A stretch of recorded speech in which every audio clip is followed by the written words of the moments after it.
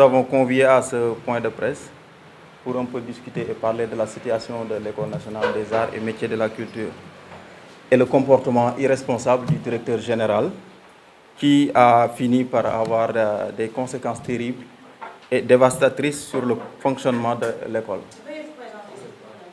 Voilà, moi je m'appelle Matar Koundoul, je suis le président du collectif des agents de l'École nationale des arts.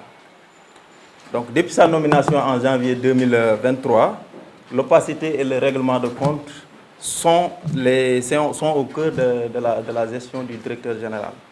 Et nous dénonçons avec la dernière énergie le licenciement de nos collègues sous prétexte qu'ils sont des militants du parti PASTEF.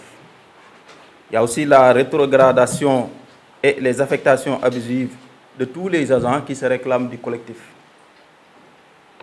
Il y a aussi l'appropriation du DG des moyens de l'école à des fins politiques, parce que le directeur général fait partie donc, des responsables du parti APR.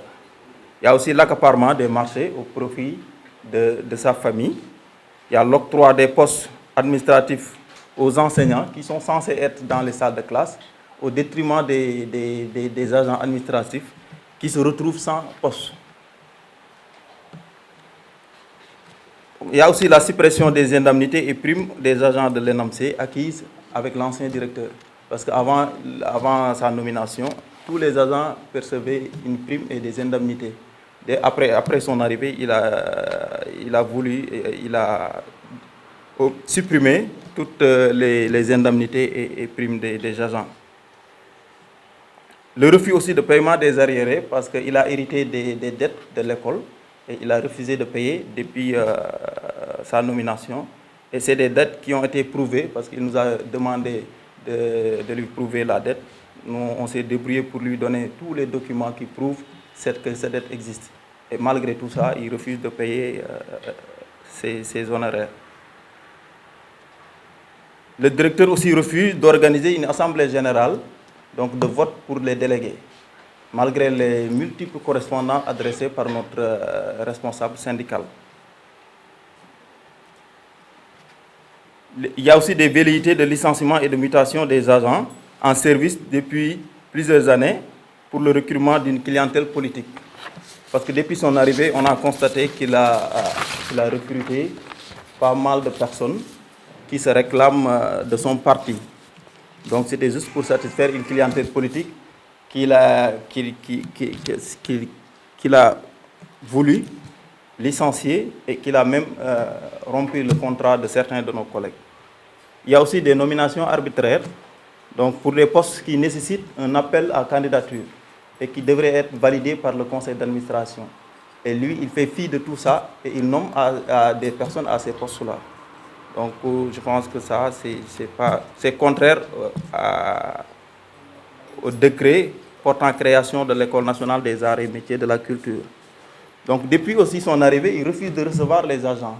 Malgré nos multiples demandes d'audience, il n'a jamais voulu recevoir les agents pour discuter de l'école, mais aussi pour discuter de la situation aussi des agents. Et il menace tout le temps de résilier les contrats des collègues contractuels, parce qu'il faut dire qu'ici, il y a des contractuels et il y a des fonctionnaires. Mais il menace tout le temps de résilier le contrat de nos collègues contractuels.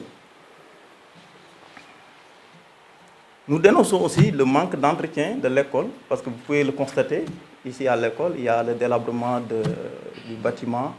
Vous pouvez après visiter les toilettes, elles sont impraticables. Donc tout ça aussi nous dénonçons parce qu'il n'y a pas d'entretien au niveau des deux sites de l'école. Nous avons aussi noté le détournement des œuvres d'art appartenant à la galerie, parce que l'école aussi a un patrimoine. Et les tableaux d'art font partie de ce patrimoine. Et le directeur n'hésite pas de prendre ces tableaux d'art et de les vendre à des tierces personnes. Et ça, je pense que c'est tout simplement un détournement des biens de l'école.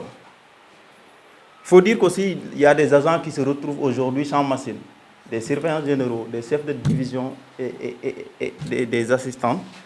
Et il veut aussi, malgré ces conditions, réclamer des résultats probants, alors que les agents se retrouvent sans matériel de travail. On note aussi à l'école le cumul de fonctions de certains professeurs, alors qu'il y a des agents qui se retrouvent sans poste.